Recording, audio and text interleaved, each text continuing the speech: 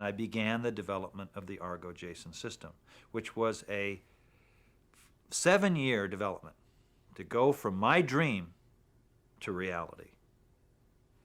Along the way, I was building systems and testing them. So from 1982 to 1989, I was developing a new mousetrap. I wasn't ready to do what I had designed it for, a full-fledged scientific. That takes place this August. August of 1991 is my first chance to do what I dreamed of doing 10 years ago. So for that 10 years, I was building my equipment and testing it. So the Titanic and the Bismarck were a part of my engineering test program. They weren't designed to do science. It was designed to prove I could do science. It just turned out to be what most people got interested in. But it isn't why I did not do all this to find the Titanic and the Bismarck. They were a byproduct. Now, very important to the public, but that isn't what I set out to do.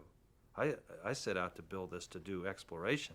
My reason for developing the Argo-Jason system was to improve my ability to explore the mountains of the sea, which I've been doing all my life. And in the process of that, I wasn't ready to take that tool down and do do that scientific thing, but I could do other things. So I said, well, here we are at Woods Hole. We're building Argo. We've got to go and test it. And we're going to probably go out here in the deepest water that we can get to. Well, guess who's out there? The Titanic's out there. Now, if the Titanic had been in the Indian Ocean, I probably would have never found it. But the fact that it was in my backyard, I went, well, let's go find the Titanic.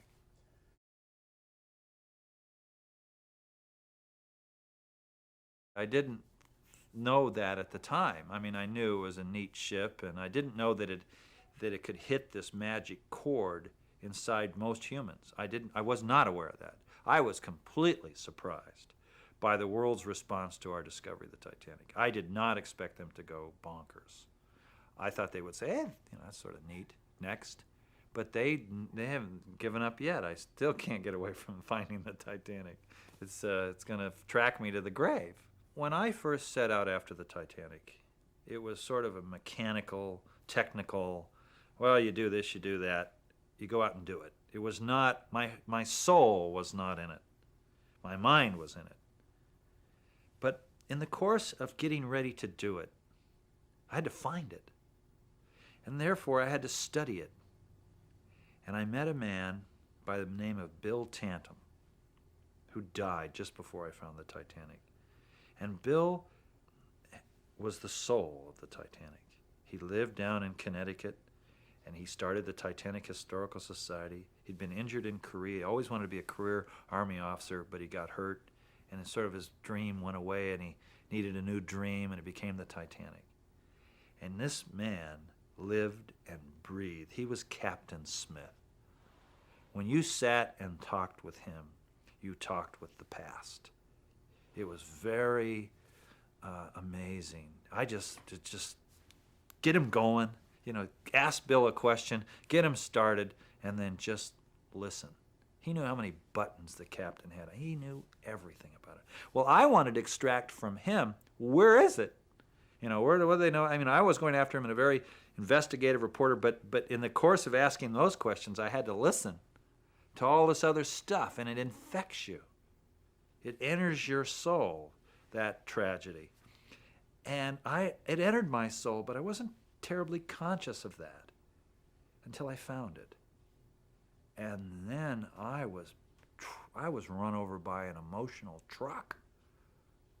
I was not prepared to, when I started to talk, tears come to my eyes, choke up, be almost incoherent by the event. I mean, it blew me right over, like a truck ran over the top of me. And it was months that I could emotionally deal with it. I mean, it was a complete surprise. After finding the Titanic in September of 1985, I had to wait an entire year before I could go back. the longest year of my life, waiting to go back, for the weather window to open up. We got back out there. We went out with Alvin and our little JJ, the vehicle I wanted to send inside to investigate the Titanic. Beautiful weather. Gosh, it was gorgeous. It was in the summer season, the perfect time to dive. We went out. We had satellite navigation. We knew exactly where the Titanic was. We put in our tracking network. And I got into Alvin. We buttoned up, put it over the side, pull the valves or the vented, and down we went. And we now began to fall like a big rock. For 2.5 hours, we're falling towards the Titanic with all this great anticipation of, for the first time, seeing it, landing on its deck, tasting it, having it pop into reality from the myth that it was living in, make it real. Falling through total darkness, and then everything started to go to hell. Everything, we started to have our maiden voyage. The first thing that started to happen was the sonar stopped working. So we couldn't sweep out and find the ship. Well, that's okay because I've got my tracking and I know where I am and I'll just drive over there. Then the tracking went out. So now I don't know where I am. I can't reach out. All I am is a ball somewhere in the ocean with a little window. Am I a mile from the Titanic? Is it behind me? Is it in front of me? Is it right and left? And then the submarine starts to take on water into the battery systems, and the alarms start coming on.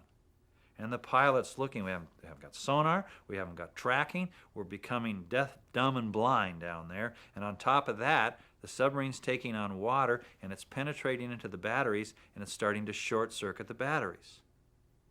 And it's just turning into a disaster. And the pilot says, look, we're going to have to abort. No, come on. I've waited so long for this moment. Don't abort the dive. He said, well, we're going to watch if it gets so much water, Bob. I got to pop it and get out of here. If we destroy the batteries, the expedition's over, and you'll never see Titanic. Well, that is pretty serious, isn't it, Ralph? So we went down, and finally, the battery's alarms are screaming. He's turning it down so it doesn't blast in our ears. And the bottom comes into view. And it's just mud. And I'm sitting there, and he says, well, now what? And all that three-dimensionality of my brain is taking all this limited data. I'm looking at the currents. I'm looking at everything, and I'm going, over there. Just my brain said, it's over there. And so he brought the submarine around, and he started driving. Well, the alarms are getting worse. He said, we got minutes, Bob. We got to get out of here. Keep going. Go speed up. Go faster. Then I saw a clump of mud, like a mud ball, like someone had a snow fight. Well, they're not supposed to be down there. And then there were a few more. I said, turn over towards those mud balls. What it was is the Titanic had hit with such force, it splewed, it just threw mud balls everywhere. And we were seeing the splatter. And I said, follow that splatter. And the mud balls got bigger and bigger and bigger. And finally out of my window on the starboard side, there's a wall of mud, like a giant bulldozer had just been down there bulldozing the bottom of the ocean. And I said, Ralph, it's right around the corner. And we came around the corner, and it was in my viewport, there was this wall of steel, like the slab in 2001, like the walls of Troy at night. Just big, the end of the universe. And it just was there as a statement. And we came in, and I just looked out of my window, which I had to look up because the Titanic shot up 100 and some feet above me. I'm down at the very keel. And I just went, my God. And he aborted the dive, and we were out of there. I saw it for 12 seconds. Well, the Titanic hit the iceberg April 14th, 1912 at 11:40. It sank the next morning at 2:20, April 15th. And we were September 1st, so it was over 73 years that it had vanished. What's interesting, when you look back into time, and sometime there's no record, visual record, but in 1912, the early movie cameras were around, but the world was black and white. And when you think of the past, you think of it as there was no color. You always see the World War II movies, and everyone's in black and white. And it sort of distances you from that. Black and white always sort of distance you. So my image of the Titanic, and even when we went back and first found it in '85, the cameras were black and white cameras. So it was still black and white. And it wasn't until I saw it in color that it zoomed from the past to the present, like a lightning bolt just come right at you. And there it was in today's reality. But certainly the real thing that got me when the goosebumps were having goosebumps on goosebumps was when on the second dive, after we fixed the submarine, came down the next day, that's when we made love. Because we came in on the bow and landed, and it was clunk, clunk. It was like Armstrong on the moon, clunk, clunk.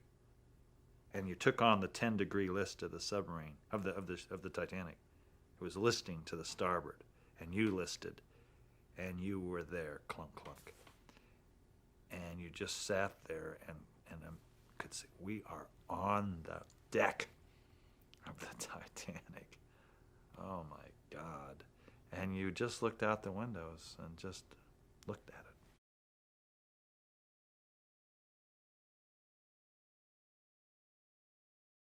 Dramatically, in good ways and bad ways. Mostly good ways.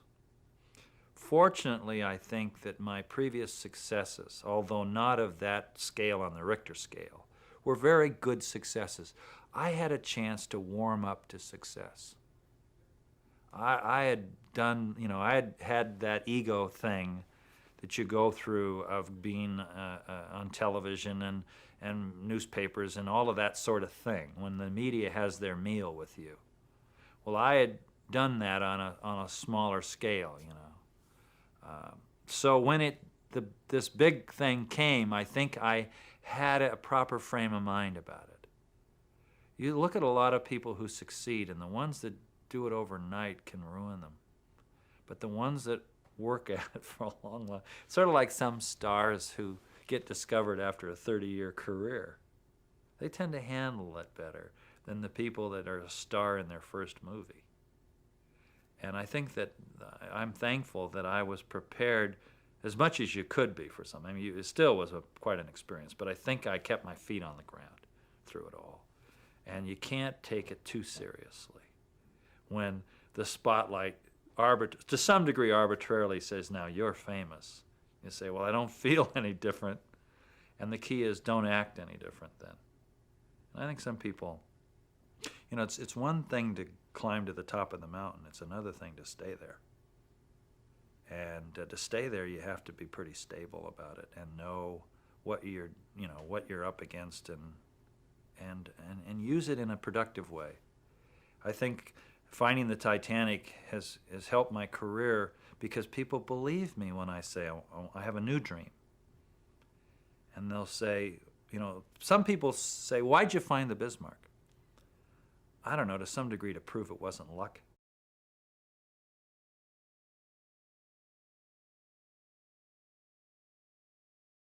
The Bismarck was more difficult, actually, technically, but not anticlimactic. I didn't expect the Bismarck to be of the Richter scale of the Titanic, but it registered pretty strong. I mean, it was a great, I think the television special we created on the Bismarck, which just won an Emmy for the best documentary, was a better film.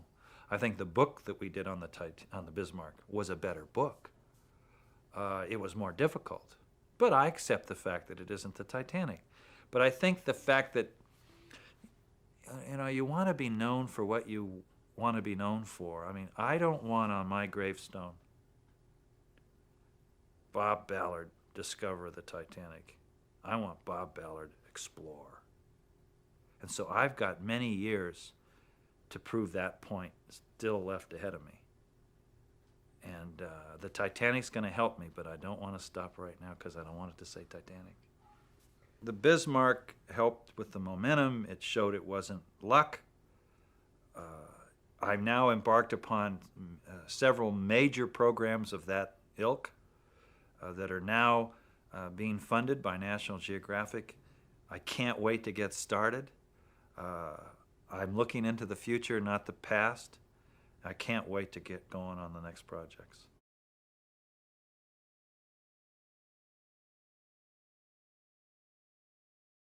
I think of myself as an explorer. I'm very romantic. I grew up as a child reading stories of Marco Polo and Jules Verne, 20,000 Leagues Under the Sea, and I think all through man's history there have been explorers, and a lot of people think there's no longer a place for them to live, and there is, particularly in the ocean. I loved the travels of Marco Polo. It amazed me how he would walk, maybe 30 miles a day is what a human being can walk back then. And he would go from one world to another world.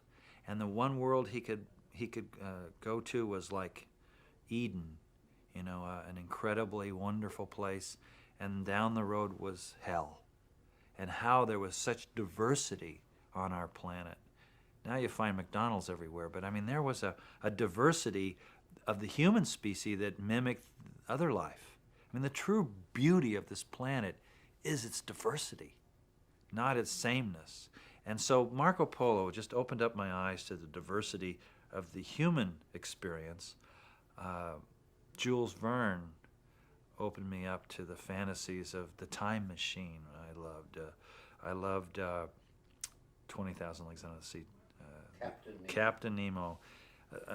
It was an adventure of, here was a person who built his own submarine using advanced technology, then the nuclear energy before anyone even knew that it existed.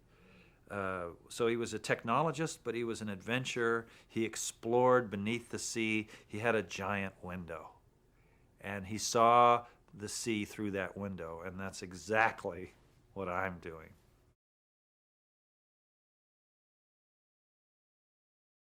San Diego is an incredible place to be introduced to the sea, certainly back in the late 40s, early 50s. And I used to love to go down to tidal pools. What an adventure a tidal pool is. The tide comes in, covers the rocks, and then it goes away, and it traps life from the sea, and they can't get away. It's like a nature-made aquarium. And you go in there and you look around, and there's fish, and there's crabs, and there's all sorts of things that then they get washed away, and the next 12 hours there'll be a new aquarium. And I loved tidal pools.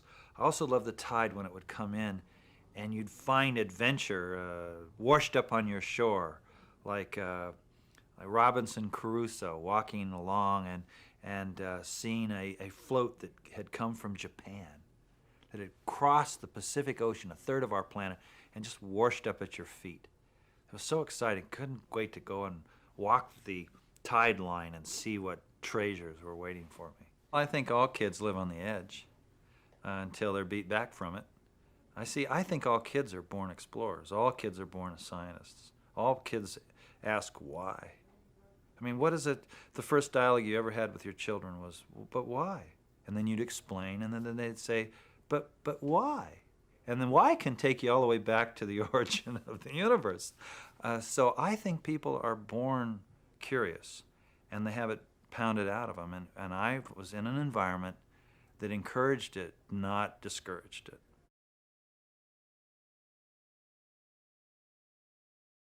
In large part, most of my teachers, I was just a pain in the neck. I was full of energy. I was a bubbling vat of energy. I was hyperactive, and I was all over the place. And, I can be disruptive. I can be very disruptive. And so most people would rather, say, slow that guy down, get him out of here. But then, fortunately, there's always 1 out of 100 teachers who loves that characteristic about a person.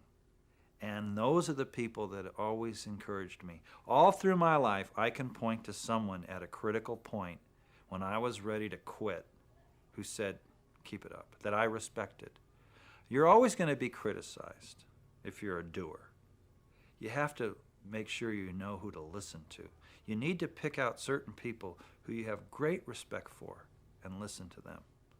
And I've always had those mentors throughout my life, whether it was in the Navy, whether it was in business, whether it was in academia, whether it was in sports, that I listened to.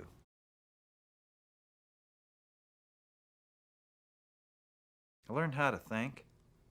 I learned how to problem solve. I learned how to bust things up and develop a logic tree. A classic example was someone asked me, how many barbers are there in the United States? Now, how would you dissect that question? How many barbers are there in the United States? Well, there's roughly 250,000, but you can calculate it if you just run a number. Learning how to, what I call, run a number. You take the population of the United States, 250 million, you cut it in half because half are women. Then you say how many of those would have how many have a haircut? Well, 1-year-olds don't. How many haircuts do you have a year? How many haircuts can a barber give in a day? And before you know it, the number spits out the right answer, or doggone close. And so it was the learning how to order my thoughts, and most important, learning how to develop a plan. I think planning, I discovered the power of a plan. If you can plan it out and it seems logical to you, you can do it. And that was the secret to success.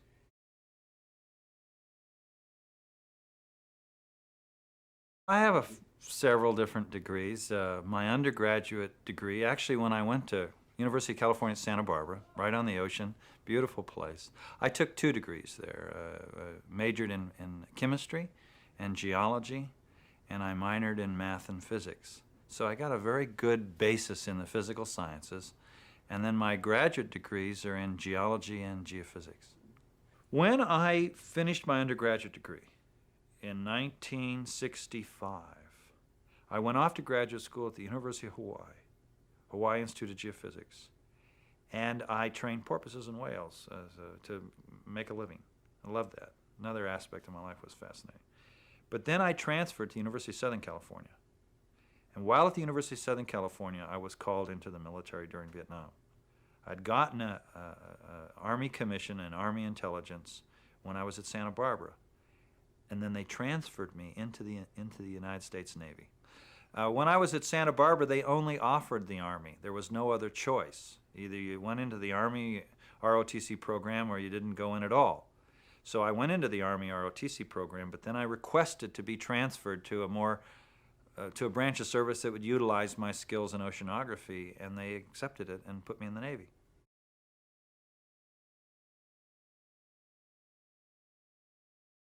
Woods Hole is the most incredible organization I have ever worked with. You don't work for it, you work with it. Woods Hole is the Wild West underwater, as far as I'm concerned. It's a non-profit but private institution that when you first come here, they sort of put 2 guns to your head. One is up or out on the tenure track. You start here as a young PhD, and then after 8 or 10 years, you must have made it to be tenured. And there's an 80% mortality, don't make it.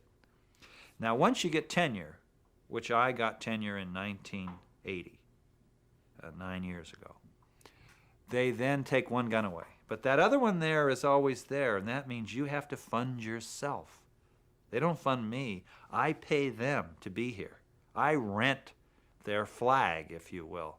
I do expeditions under their name, but I have to raise the money. So I have to be an entrepreneur. When I first came to Woods Hole, I was the Navy liaison officer. So I was a naval officer for the first 3 years of my 23 years at Woods Hole. After I finished my Navy career, which I thought I'd finished, they put me back in several years ago. I'm still a commander in the United States Navy. But I thought I was out in 1970, and that's when I went back to graduate school to finish my PhD and came aboard Woods Hole as a scientist.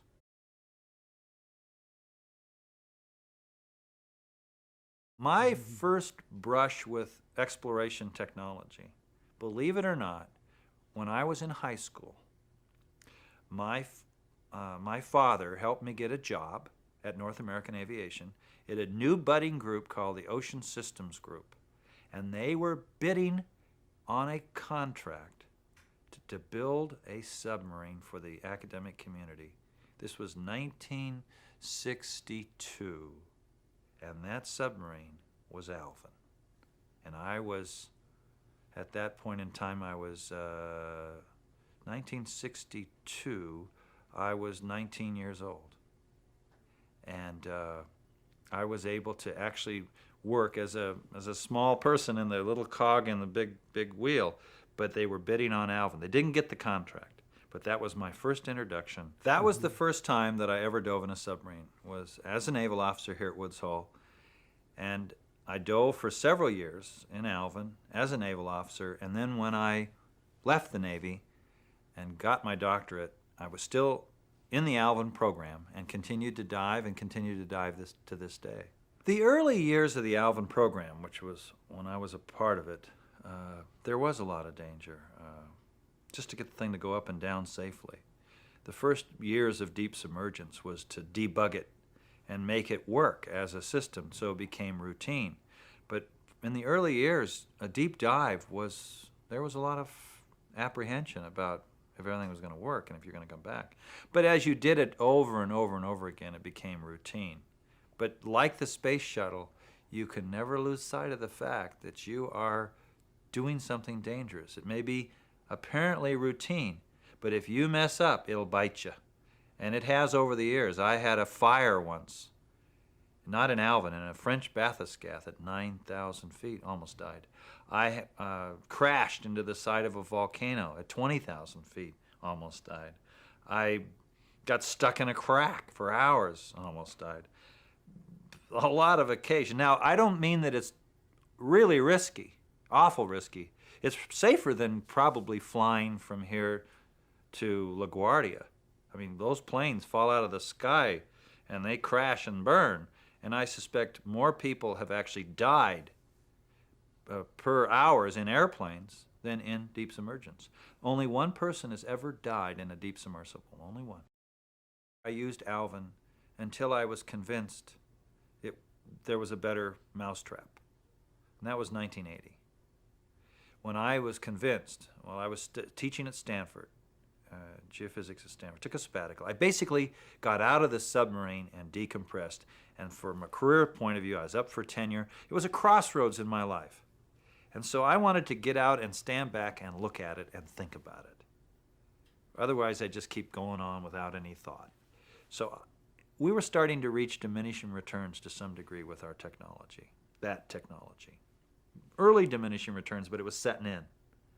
So I said, I'm going to get out of the submarine. I'm going to not dive for a year. I'm going to go at Stanford and sit on a mountain and think about it.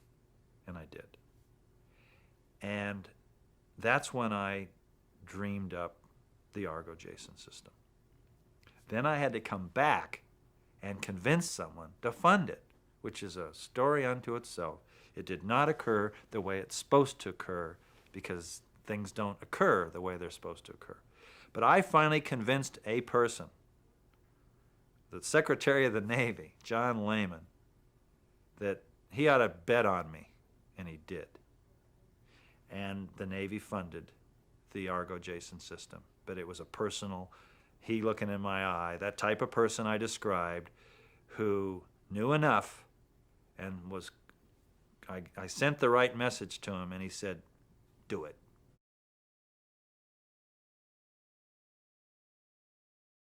Up until that point in time, there were a lot of things we didn't know about the ocean. We didn't know why it was salty. We didn't know why it had the chemistry that it had.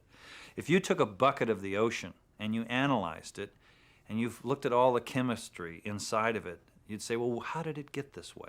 The most logical way was to go and take a bucket of water coming in from rivers, the most obvious way minerals are coming into the sea. The problem is when you compare a bucket of water from the ocean with a bucket of water from a major river like the Amazon, the chemistries don't make sense.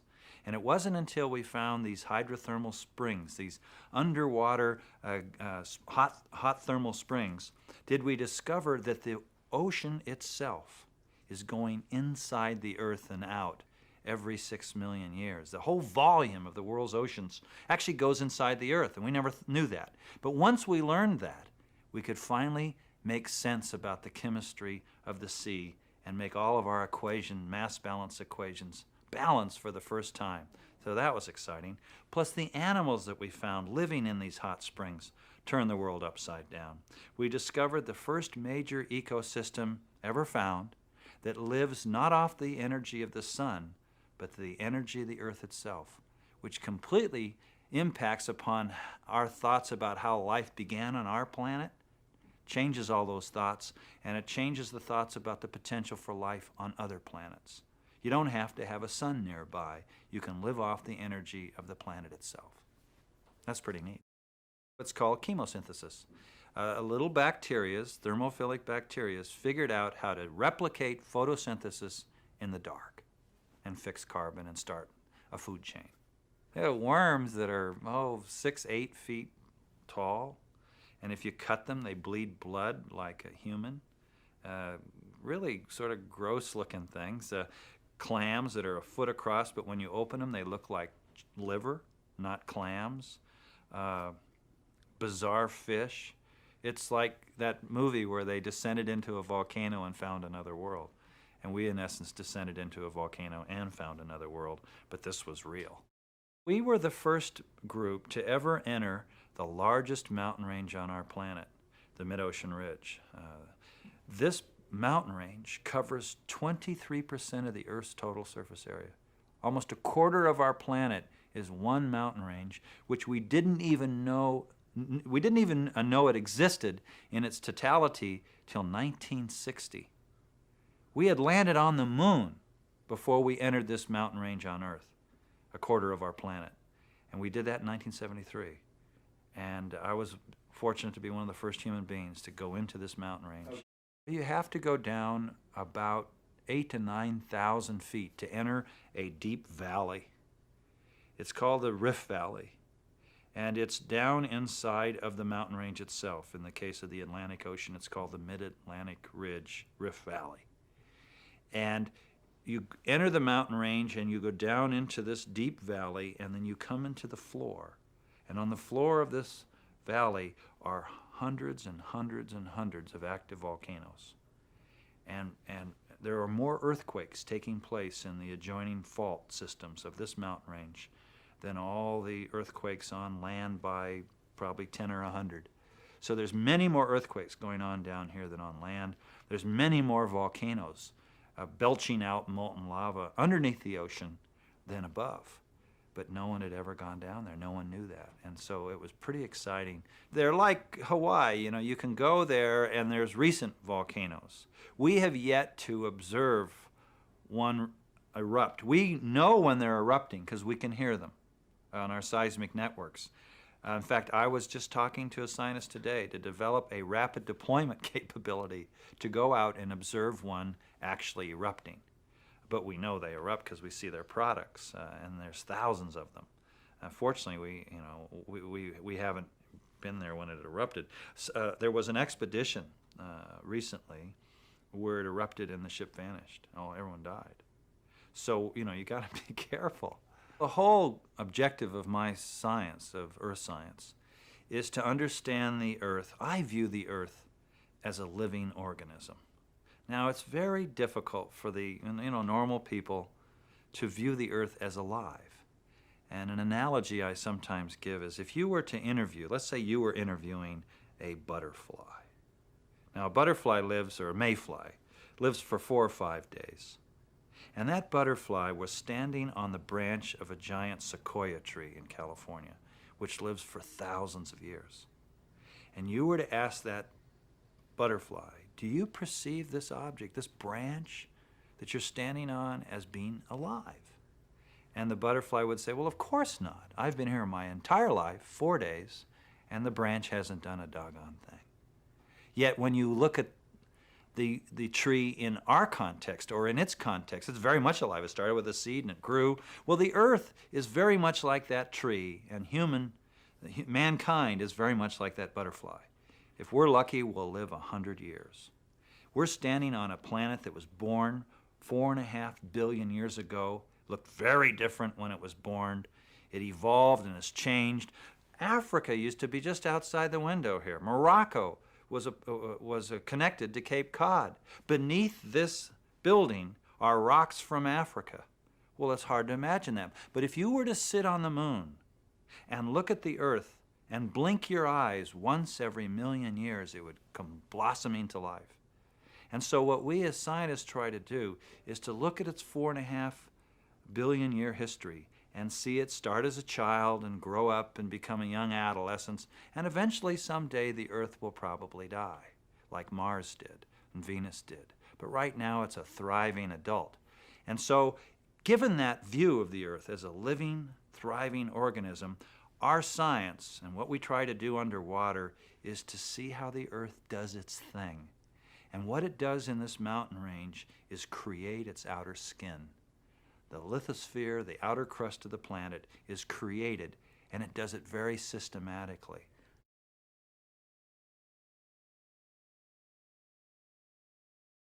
Well, one aspect of my life, or actually it's two aspects of my life, as an explorer, you want to go and explore. But you also need the tools to explore. And in my particular field, you can't go down to Sears and Roebuck and buy them. They're not, General Motors doesn't build my robots. I have to develop my own tools myself. So half of my life is exploring, and the other half is building tools to do it better the next time. For example, when I first came to Woods Hole as a naval officer in 1967, I was assigned to the deep diving program, and they had a little submarine called Alvin that had just got here. The major innovations that we have developed is to move away from manned exploration to teleoperated exploration or remote presence. You know, there's always been this debate in space about, do you send an astronaut or do you send an unmanned space probe? We say that you want to send a hybrid of both. It's not manned and it's not unmanned. A teleoperated system is a robot controlled on a minute-by-minute, second-by-second basis by a human being. But the human isn't physically there. When you dive down to the bottom of the ocean, the average depth of the ocean is 12,000 feet. 50% is deeper, 50% is shallower. The Titanic, for example, sits at 12,000 feet. Now, when I was diving on the Titanic, it took me 2.5 hours to get to the Titanic in the morning and 2.5 hours to get home at night. I had to commute 5 hours a day to work, and I was only allowed to work for 3 hours before I had to go back up. So it was like a diver, a sponge diver, taking a breath of air, running down, doing some work before their lungs burst, run back up. But then they developed the scuba tank, and you could go down and stay down. Well, what we've done is to develop robots that can go down and stay down, and they're connected by a fiber optic tether to humans somewhere else. And that permits us to explore 24 hours a day. And that's been my major technological contribution, is to develop the first full remotely operated robotic systems for deep sea exploration.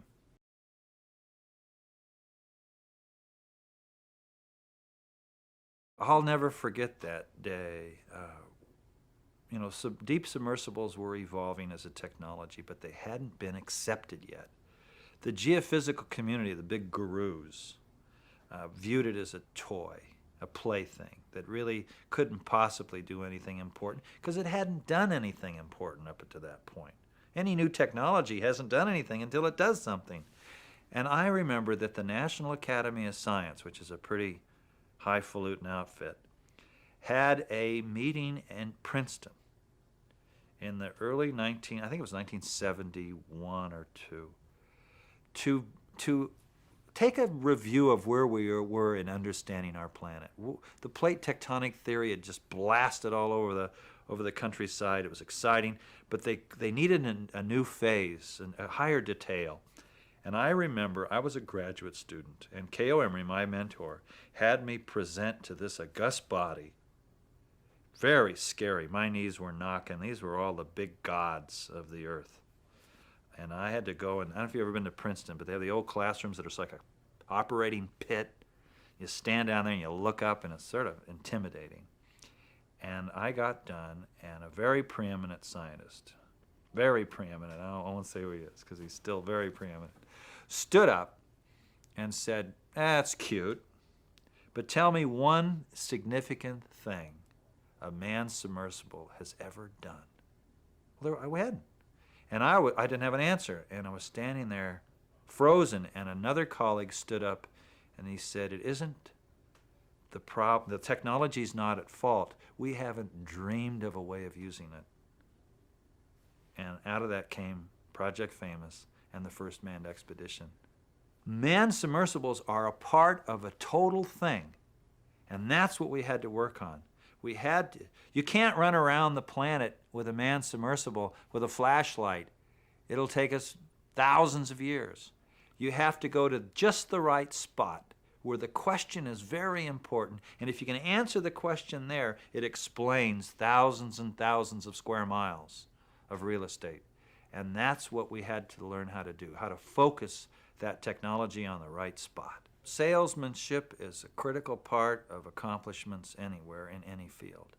You have to look them in the eye and not blink when you say you can do it. They have to look at you.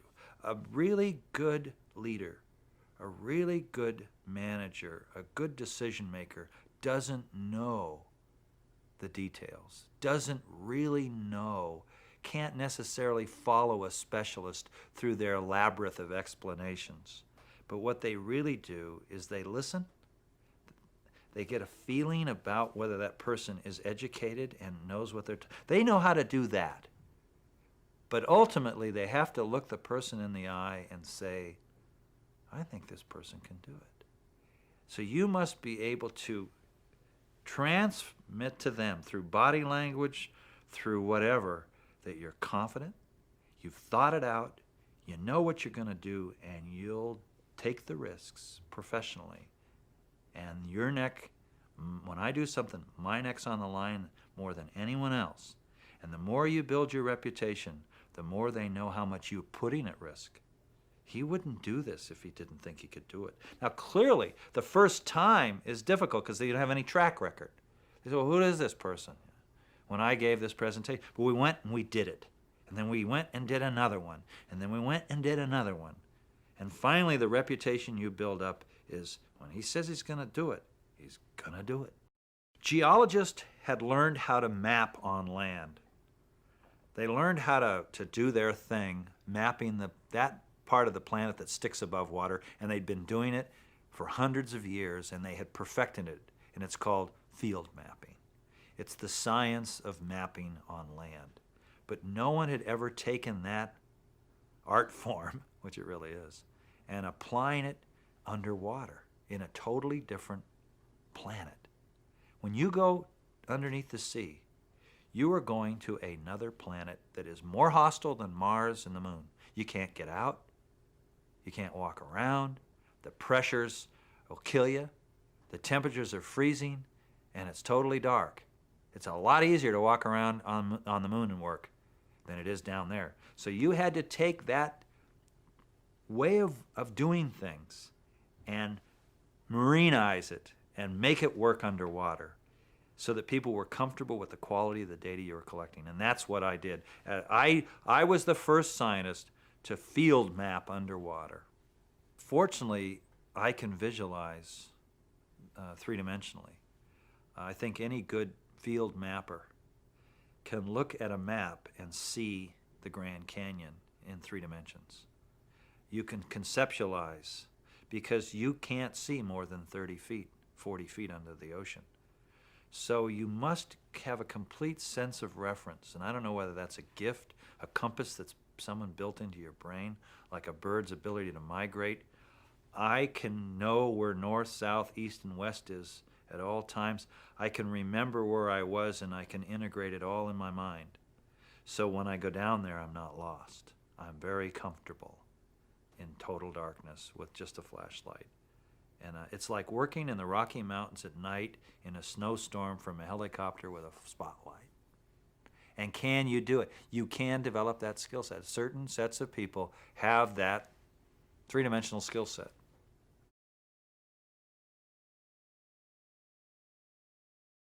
Angus was the first vehicle I built with staying power.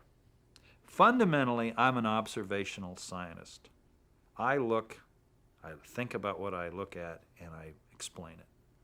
I'm an observational scientist. I'm not a numerical scientist, although I use numbers. I'm basically relying on the Mark I eyeball. 65% of your brain processes visual information, so you're a visual creature. And so I'm a scientific application of that visual creature. I use it as a science. I look and I try to think about what I see and explain it. So when you're down under the ocean, you must have it's basically, imagine standing on the moon and beginning a trip towards a small object in this mountain range. So first you see the earth, and then you see the continents, and then you see the ocean. Then you go under the ocean, you see a mountain range, and you're homing in. You have to have all of this technologies that can zoom in and not get lost each time you change the power on the microscope.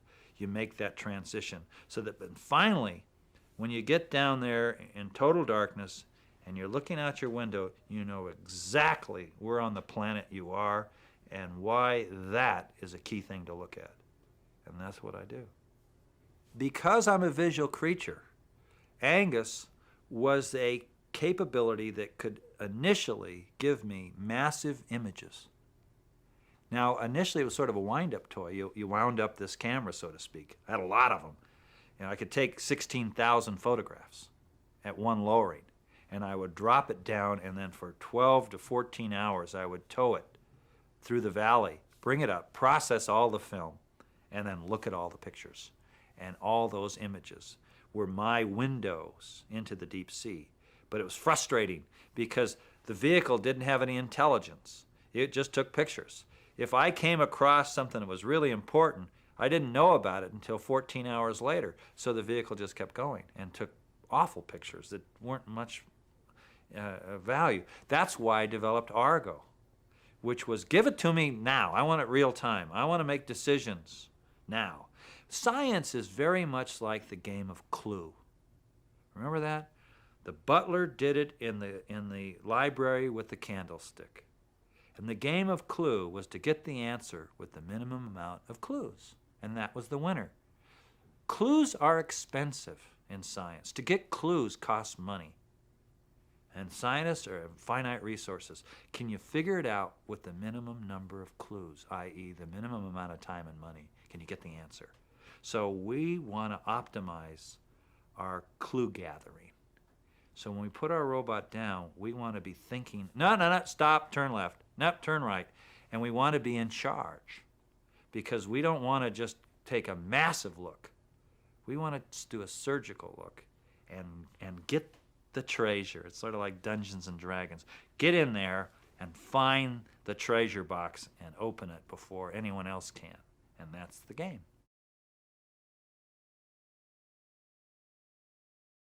With Argo, see, I have two advantages over Alvin and Angus. Alvin, I had to get inside of and make this journey and work for 3 hours with no friends along to say, well, what do you think? You know, no person knows everything. You need your team to say, well, I don't know that one, but I know that one. Do you know that one? That whole conversation that takes place between scientific colleagues where each of you have a specialization, you can help one another solve a problem. No person can solve a problem alone. You need help if it's a good problem. If it's worth solving, it needs help. You need help. Okay. So you want that help all around you. And you can't get them in the sphere. They don't fit inside the submarine. So you have to go back and explain things. Well, you know, and it's very time-consuming, very inefficient. But if you can have your window, basically what I did is I built a window up on the surface where I could bring all my friends and we could look through the window. So what do you think? So I also could not only have a lot of people looking through the window with me, I could look through the window 24 hours a day. And it was cheaper. And it was more comfortable. I had big computers, I had charts, I had all sorts of things at my disposal. I had a library behind me to go and look for facts real quick if I was stumped. I had a video archive. I could call up images and say, yeah, that's it. You can't cram that inside a little submarine. The other thing was we're Angus. Angus couldn't react in real time. There was a big lag. Argo does the both. It has the staying power of Angus, but it has the human presence of the submarine. So you can sit there and at that, you're going along, and you're just about to lose it, and you go, turn. And you control the robot and you get it back on track.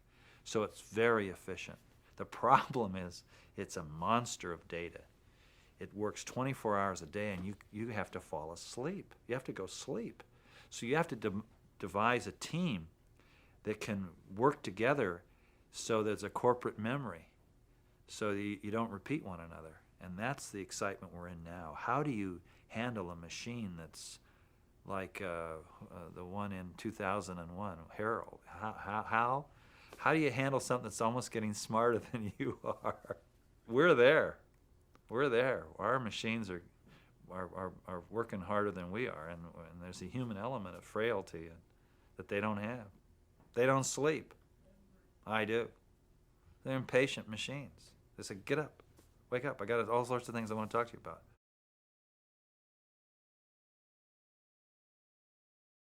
I have so many things I want to do. I have my own company that builds robots. I want to be a successful businessman. So you only come on this planet once. And so I'm trying to live 6 or 7 lives simultaneously, just in case you don't get to come back. So I like all aspects of life. I love writing. I just did my first spy thriller. Comes out, that was a lot of fun. It comes out next year. I started doing children's books because I love children. We did the Jason Project for kids. I'm still a naval officer. I'm very proud of that. I just recently got married, and I'm all excited about that. All sorts of things. There's a million things to do.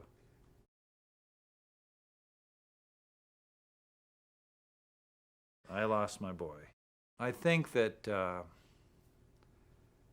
right when things are going great, you're going to get zinged. And I couldn't have been at a higher point in my life when I found the Bismarck. Actually, higher than the Titanic, because I'd found the Titanic already. So I sort of was able to add. That was a big point, but I was able to add to that point to then have my boy die, who had been with me for 3 years at sea. And I went to the bottom. He died in a car accident. He'd been with me in the tough, dangerous settings.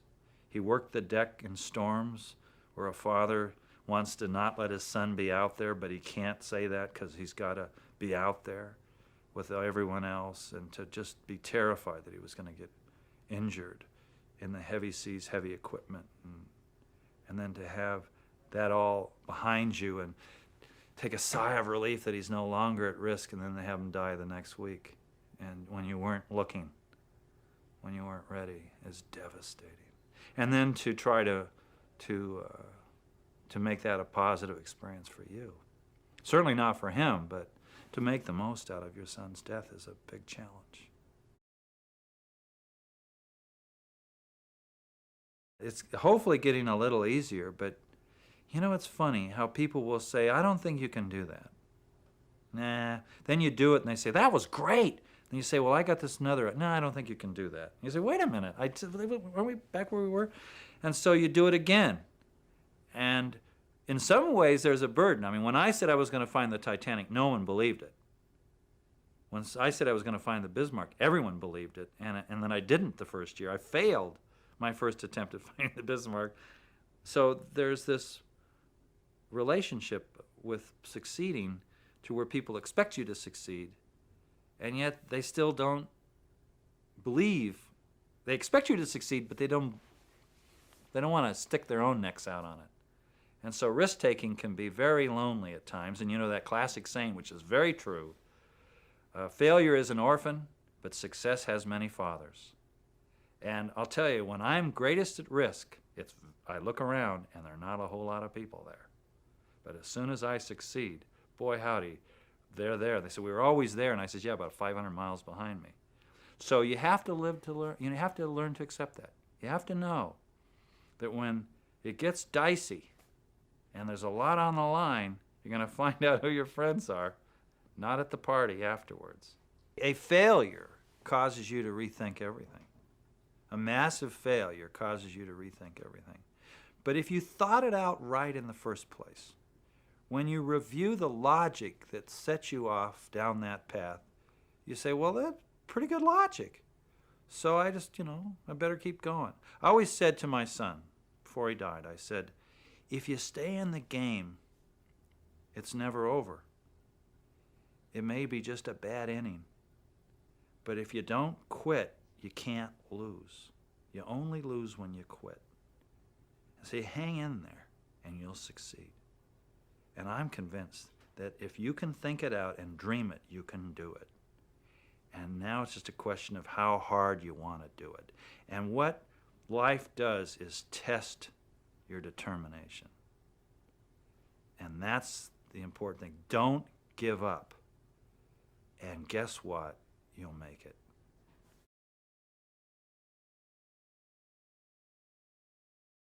I think you have to build confidence. I think most important, you have to like yourself.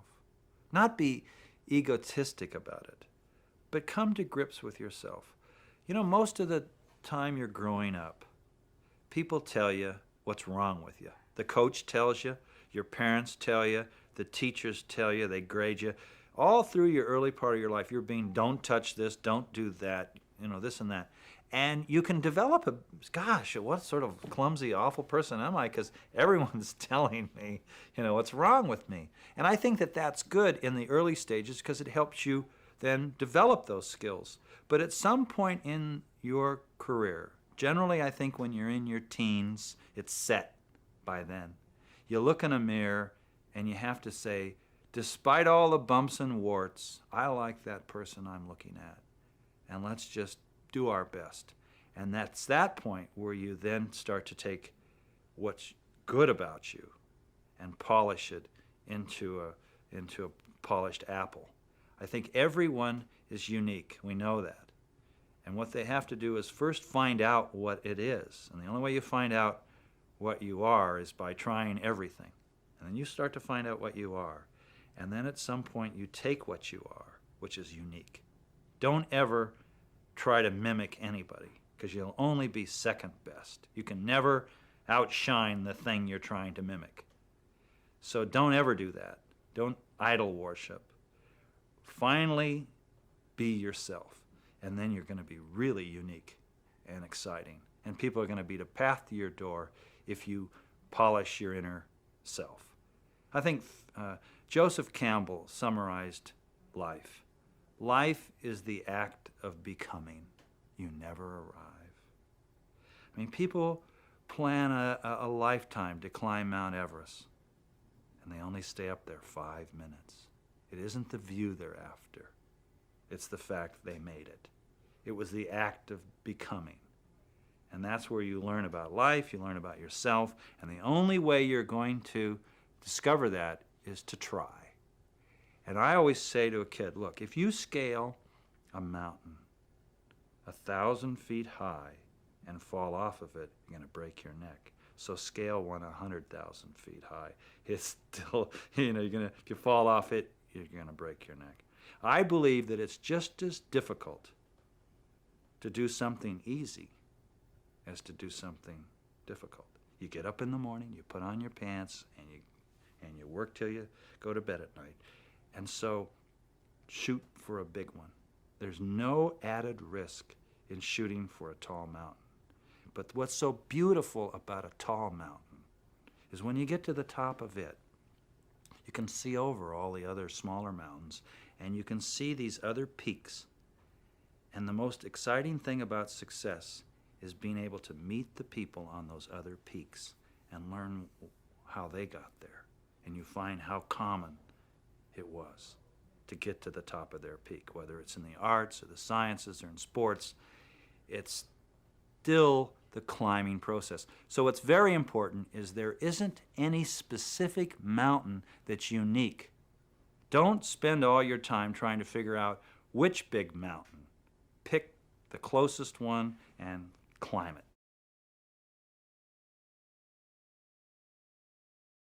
I'm excited about my marriage. I'd say that's the most important mountain, probably the tallest of all. And again, I revert back to Joseph Campbell. A person as an individual can only scale mountains so high.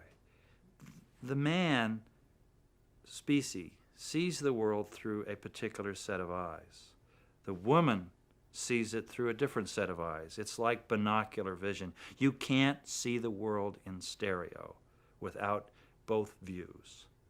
Slightly different, both valid, that collectively show the world as you can never see through one eye. And so to find your other half, that's what your mate is all about, to find your other half. And I've been lucky and done that. And now I want to see the world through that binocular view. And so I want to know what she thinks about everything, because the truth in between.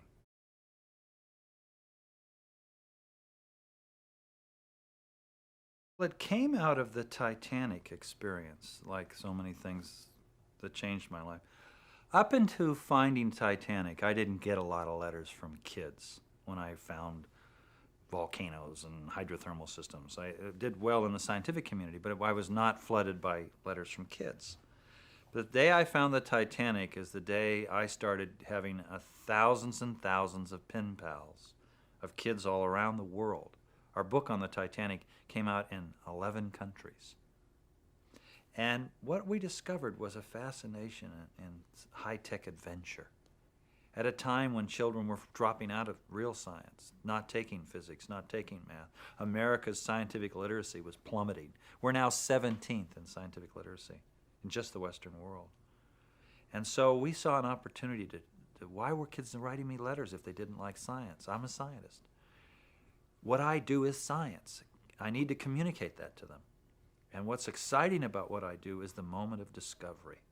Unfortunately, you can't take kids down your submarine or out on your ships in large quantities. So we devised a project called the Jason Project.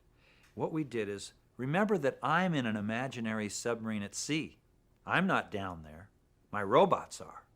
Well, if I think I'm down there in my room, what if I built identical rooms and put them all over the North America and connected them by satellite? That means if a child entered one of these other rooms, they'd see what I see when I see it. So I built 12 of them. And I went to teachers and I said, give me your students and bring them into this room and I'll take them on the expedition. And we signed up 250,000 kids. And we made the kids promise that they couldn't get in the room unless they promised to study science for 4 months. And we wrote a curriculum, a tough one, in the physical sciences where they're not studying math and physics and chemistry, the languages of science, robotics, telecommunications. And they studied it, had no problem. They wanted to get in that room. So you have to think that of math as a wind sprints. When I played college basketball, I'd practice for 2 hours, and the coach would say, just as I wanted to go to the locker room, I was dead. He'd say, give me 20 wind sprints. And I don't want to do 20 wind sprints. And he would say, but do you want to play in tomorrow's game? Yeah. Well, then you better do 20 wind sprints. And I did those 20 wind sprints, which gave me the stamina to survive 4 quarters of basketball. Well, math is mental wind sprints. And you'll never sell a kid on mental wind sprints. You got to sell them on the game. Then they'll do the wind sprints. So what we wanted to do is to show them what excitement exploration is, and sell them on exploration, on the quest for knowledge. Sell them on that, and how exciting it is and rewarding it is. And when you hook them, then they'll go prepare themselves. And so every year we mount an expedition somewhere in the world. This coming year, we're going to go to the Galápagos Islands. And the kids will go there live through our technology base. But they don't get to go unless they study science. And it's working. Lehigh University has joined the Jason Network, their School of Education, and they're tracking the kids and asking them the questions and seeing. And we discovered that the excitement of exploration has no sex. It's exciting to boys as it is to girls. And that the most formative point in a child's mind about science is between grades 6 through 10. And we're having an impact long before college. The game's over before they take their SATs. It's over. We've got the greatest university system in the world, but one of the worst pre-university systems in the world. And we want to change that. And we are.